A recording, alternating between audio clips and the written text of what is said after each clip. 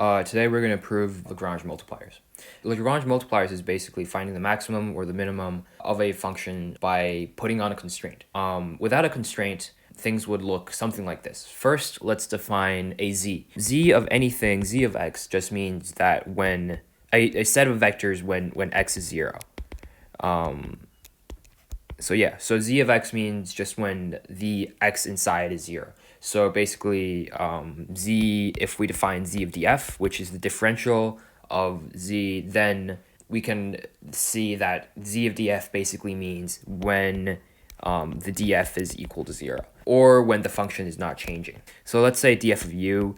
To define what df, the differential really means, the df basically means the gradient of f times u, which means the gradient of f is partial of f with respect to partial of x, partial of f with respect to partial of y, partial of f with respect to partial of z, and multiplied by u, which is dx, dy, and dz. And so this is what we mean. It's basically the small increments. And so, so df of u basically just means fx dx, plus fy dy plus sz dz, like we've learned in the small increment section. And now we can see that when z of df basically just means that when df is 0, meaning that there is no change, meaning that the small increments equals to 0. So that means when the function is not changing. So when the function is not changing, that basically just means z of df. And so now let's draw a graph. So let's say the differential on the left side is larger than 0, meaning the function to the left is increasing. And then in the middle, we have a dotted line, and let's define that dotted line as z of df. So z of df basically just means that the df equals 0. So that just means when df equals 0, meaning that the function of f is not changing, as compared to the left, which the function is changing in a positive direction. Okay, and then the right side, we have df less than 0.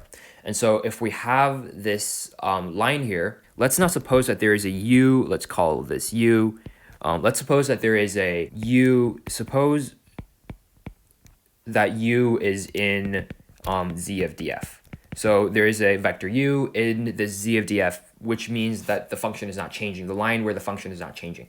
Now, because we know that u is on this line, we also basically know that df of u is 0, because df on any point in this line is 0, since the df on this line basically represents when the differential is 0, when the small increments is 0, when the function is not changing. And so, because we know from the definition that we have above that df of u equals the gradient of f times u, then we know that because that equals to 0, the gradient of f has to be perpendicular to u. And so, because the gradient of f, the small increments is something, we define that as going into the positive direction. And so that basically means that if the gradient of f is perpendicular to u and the gradient of f has to go into the positive direction, has to go to the direction where it's increasing, then the gradient of f has to go to the direction of the left. So we define this as the gradient of f. And the gradient of f has to be perpendicular to u because z of df is 0. And because what we've defined this graph to be since the start. And so this tells us a couple things. The first thing this tells us is basically that in order for this function to increase, it will always want to go infinitely to the left.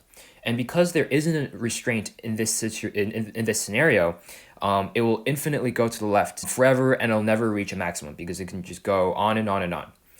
And unless this function breaks in some way. So basically, Lagrange multipliers just means we have to make this function have a breaking point so that it can never go more left. It can never increase more than it can. And in that way, we can find a maximum. So in order for this graph to break, for this dot to never be able to go to the direction of the gradient, we have to introduce something called the constant. For example, if we draw a new line, and this line is a constant line. So for example, if we do something like this, and we call this h equals to a, H is a function, A is a constant. So now we have a restriction. What this basically means is that, let's say I'm an ant, and an ant is at U. So let me draw an ant here.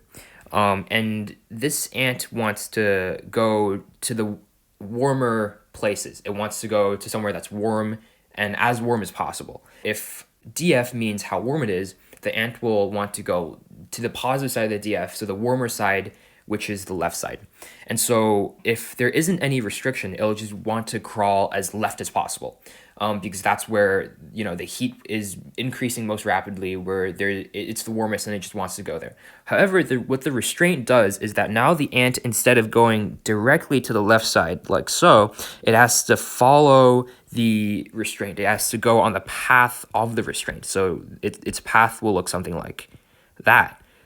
In order for it to go left, it also has to go on the path and go left. And so basically, it can still get warm. It can still go infinitely warm. It can still go infinitely left, although it's on the path. Although it's not the shortest path, it will still go infinitely left.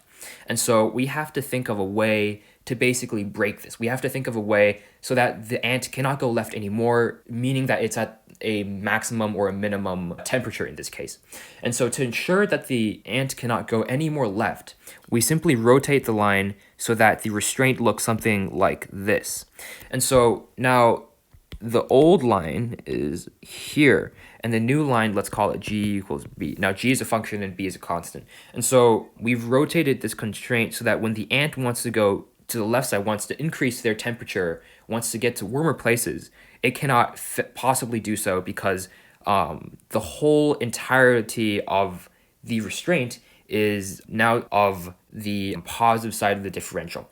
And so basically the ant, if it crawls this way, it cannot go to the positive direction of the differential, and if it crawls this way, neither can it go to the positive direction of the differential. All it can do is to stay at the point where the temperature does not change when it is tangent to itself. Okay, so now we know this. We can set up another couple of rules to find what this maximum really is. Now, because we know that g is equal to b, which is a constant, so we know that for any given point on g, the value of g will not change. And therefore, the tangent to this line is also in the direction in which g is not changing, along with every other given point on g. And so basically, at point u, the tangent of u is the direction where dg equals 0, where g doesn't change, because z never changes at any given point because it is a constant. It can never increase and it can never decrease. So at point u, dg is equal to 0. And so the tangent to g equals b is also perpendicular to the gradient of g, because dg equals 0. So let's write this out. dg equals 0. And so dg would also be equal to the gradient of g times u, which we are pointing out at. So at u, the gradient of g at u, along with the gradient of g at every other given point on g, since g is a constant, is 0. So this also means that the gradient of g also has to be perpendicular to u. So it can go either this way or in that way, in the case where it is positioned as so. Since the gradient of g is perpendicular to u, and the gradient of f is perpendicular to u, we can finally find that the gradient of f has to be a multiple of the gradient of g. And so that multiple is lambda, and so that's how we get the gradient of f is equal to lambda gradient of g.